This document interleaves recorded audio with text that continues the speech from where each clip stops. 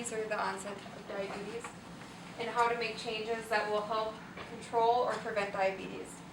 And at the end, I have a little survey that I would ask you to complete. It's voluntary, and it will only take a few minutes, but it gives me and the University of Mary some evaluation material.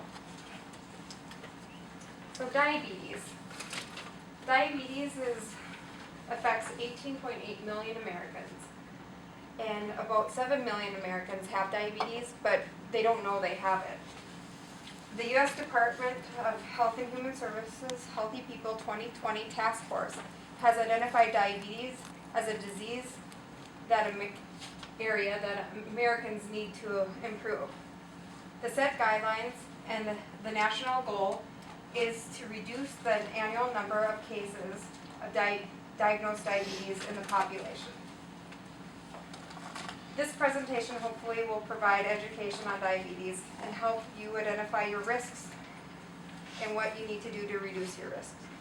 Hopefully you'll be able to identify 4 of the 6 risk factors for developing of diabetes, recall 3 actions that you can take to reduce your risk of diabetes, and list 1 goal that you can plan on implementing in the next 6 months to reduce your risk of developing diabetes. Diabetes estimately costs the United States $174 billion. The direct medical cost of diabetes is estimated at $116 billion. That's a big chunk of change. The medical care and services is the direct cost, and then we have indirect costs that estimate out to be $58 billion. And this includes disability, work loss, and premature motility. Medications and supplies and outpatient services are the responsible for the majorities of these costs. Medical expenses for people with diabetes cost more than 2 times higher than people without diabetes, and this is based on Diabetes Care article found on the American Diabetes Association website. Diabetes is a condition where the body doesn't produce insulin or it doesn't respond to insulin appropriately. Insulin is a hormone that is made by the glands of the pancreas. When a person digests food, your sandwich, chips, pop, you make glucose, and that's the basic fuel for your body. And the purpose of insulin is to act like a little key to your cells so that that glucose can get inside your cells and get used. And if it's not used, it builds up in your blood. And this buildup can cause some damage, and you can't use it. And the blood glucose levels then get too high. And the result is diabetes or prediabetes. There is no single cause of diabetes. Many factors play a role in development of diabetes. And there are several different diabetes types. There's type 1 diabetes. This occurs typically in people younger than 30 and is when the body doesn't produce any insulin. Supplementation of insulin is required through insulin injections or an insulin pump. Type 2 diabetes is when the body doesn't produce enough insulin or the cells just become sluggish and they just don't respond to the insulin as appropriately anymore. This can occur at any age and is the most common form of diabetes. This type 2 diabetes occurs most often in individuals who are inactive or carry excess weight. In fact, 9 out of 10 people who are newly diagnosed with diabetes, type 2 diabetes, are overweight. Then we have prediabetes. This is a condition where the blood sugars are high, but they're not quite to the dangerous or the level where you can get diagnosed with diabetes type 2. At prediabetes, you can do some lifestyle modifications to prevent the development, but if you don't take steps, most likely you'll develop diabetes. And then there's gestational diabetes. This occurs during pregnancy. It's when an individual who has not had diabetes before. And then, like type 2 diabetes, the cells don't respond to the insulin. and it's during pregnancy again. With gestational diabetes, once you've had that, the offspring, the baby, or the mother can develop type 2 diabetes post-pregnancy. I should go back and tell you the blood glucose levels. A fasting blood glucose level is normally 70 to 100. In the pre-diabetes range, it's 100 to 125. And then when you have a fasting blood glucose, when you don't eat for 8 hours or more, and you're diabetic, it would be greater than 126. And then there's a post-mealtime or post-prandial blood glucose level, and that's when you ate, and then 2 hours later you check your blood sugar. It should be less than 140. And for pre-diabetes, you'll be in the 140s to 199. So you're responding, but you're not responding, bringing yourself down to the 140s range. And then when you're in the diabetes range, post 2 hours after you eat, your blood sugar will be greater than 200, which we don't really want. So, and that's diabetes. So the risk factors. What puts you at risk for diabetes? Well, having a family member with diabetes, blood relatives, so your mother, father, brothers, sisters, uncles, older age. 1 in 10 people over the age of 20 have diabetes, but when you go up to the age of 60 and older, 1 in 5, and some reports say 1 in 4 individuals over the age of 60 have diabetes. Being overweight and obese, sedentary lifestyle, history of diabetes during pregnancy, the gestational diabetes again, and then some ethnic groups. Your African American, Hispanic, Latino, African American, American Indian, Alaska Native, Asian American, and the Pacific Islander ethnic groups. These are risk factors for diabetes, but doesn't mean that you can't prevent it if you're in that factor. This is a nice graph. It's the estimate of the percentage of individuals who have diagnosed with diabetes based on your age group. So in the age group from 20 to 44, it's estimated that 3.7% of the population has diabetes. And then when you move up to 45 to 65 age group, 13.7% of that age group has diabetes. And then it takes another dramatic jump, about 13.2 percentage points. When you get to 65, it's a 26.9% of the population has diabetes. And then this is another nice graph that correlates your risk factors. This is the age adjustment percentage of the U.S. adults who were obese and who had the diagnosis of diabetes. The lighter colors is the tan or the yellow colorings is not diagnosed with diabetes, so the lesser percentage of the population that has diabetes on the lower one, and then obesity on the top one.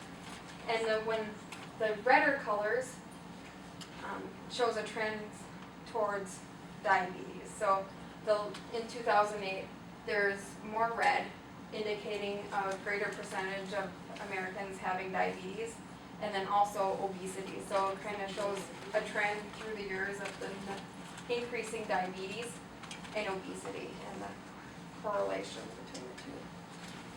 So the health effects. Why would you want to prevent diabetes, and what are some of the health problems or conditions that are attributed to diabetes? Anybody have an idea? In the sight and Your sight, yep. So it can affect your eyes, your retina, and your vision, so blindness can occur. Yeah. heart problems. Heart problems, yeah. Heart and blood vessel problems, your lower extremities can be affected by diabetes. And kidneys, kidney damage, and then nerve damage. Often people with diabetes can develop neuropathy. Foot problems can lead to amputation. Often individuals with diabetes have a higher risk of infections, and they have a longer healing time. So when they are injured, the healing time, and their stress response is a little different when you have diabetes. So what are the prevention steps? What can we do to prevent diabetes?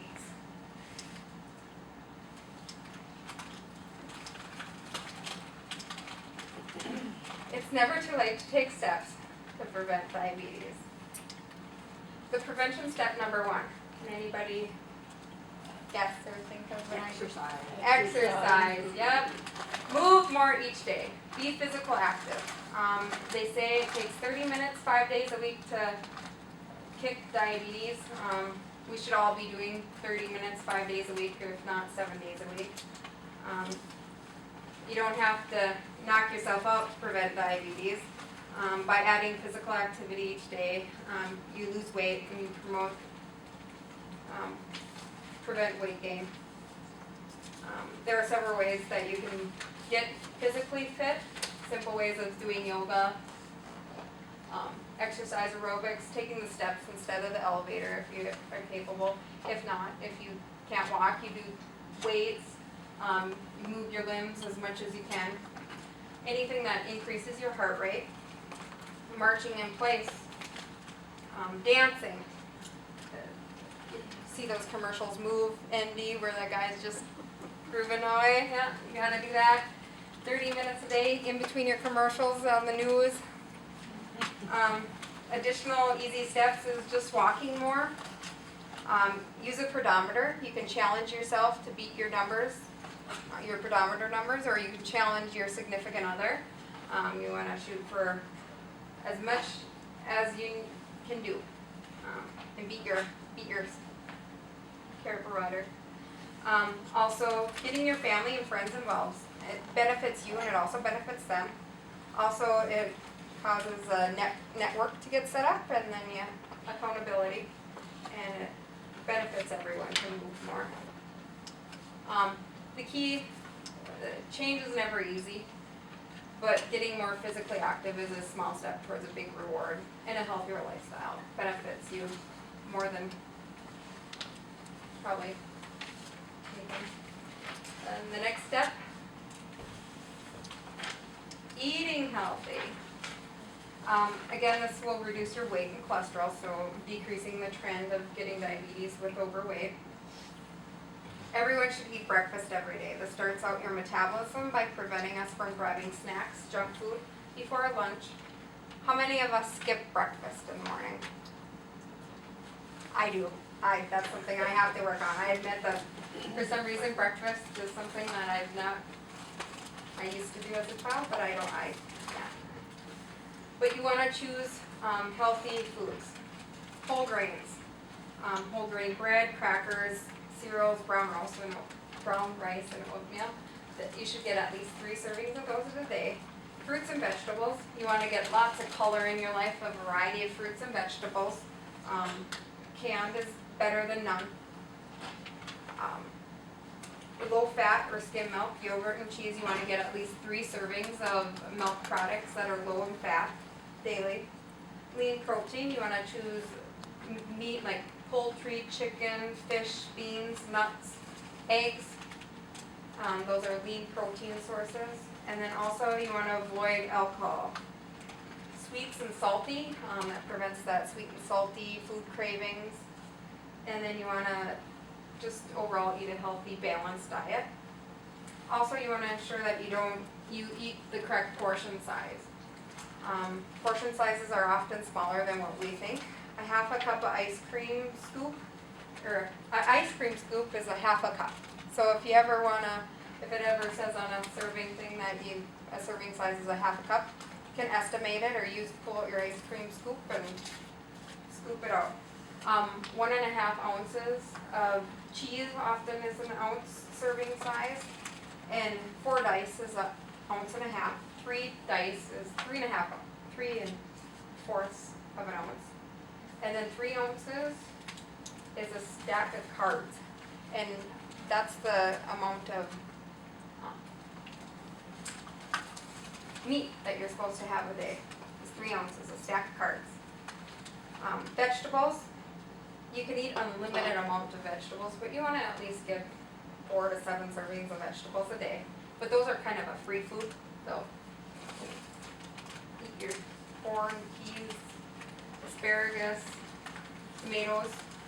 They're free food, celery. Also, fruits, you wanna get 2 cups of fruits each day, and this is based on a 2,000 calorie diet. 2 cups of fruits could equal an orange, a small banana, and a 1/4 cup of dry apricots and peaches. So that's quite a bit of food, and that's what you wanna eat a day. And then keeping a daily food log is proven to help individuals eat the recommended amounts of food and lose weight. Sack lunches are great for individuals who are on the go, maybe I should do that for breakfast or on the run. Packing a healthy snack in case you get hungry, so when you're out and about, you want to throw an apple or a healthy food choice in your place that you can eat at.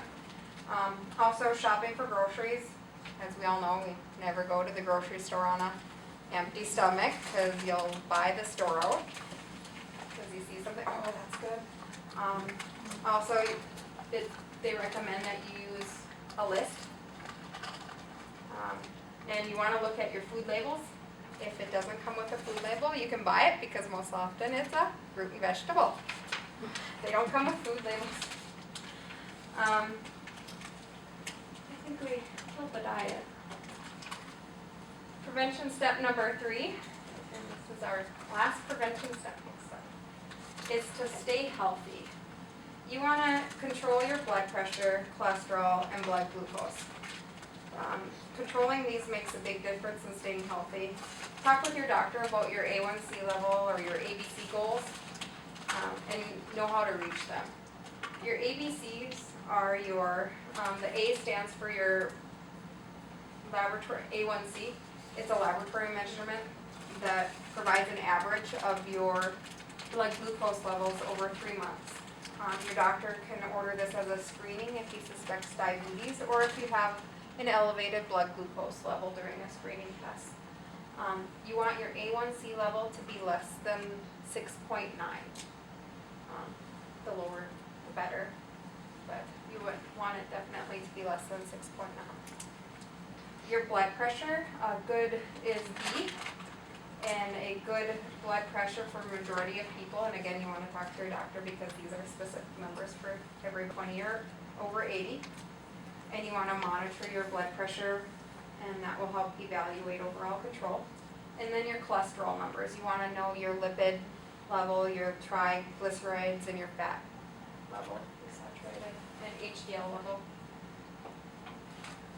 Individuals that aren't at an ideal healthy body weight, so you want to have yourself at a healthy body weight that is appropriate, so calculate your BMI score. Individuals that are above their BMI level or above overweight, if they lose 5 to 7% of their excess body weight, and individuals can prevent diabetes. And this is according to the American Diabetes Association, and then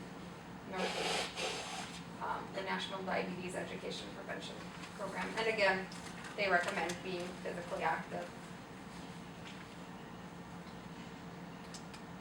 Resources available. I've already mentioned your primary care provider.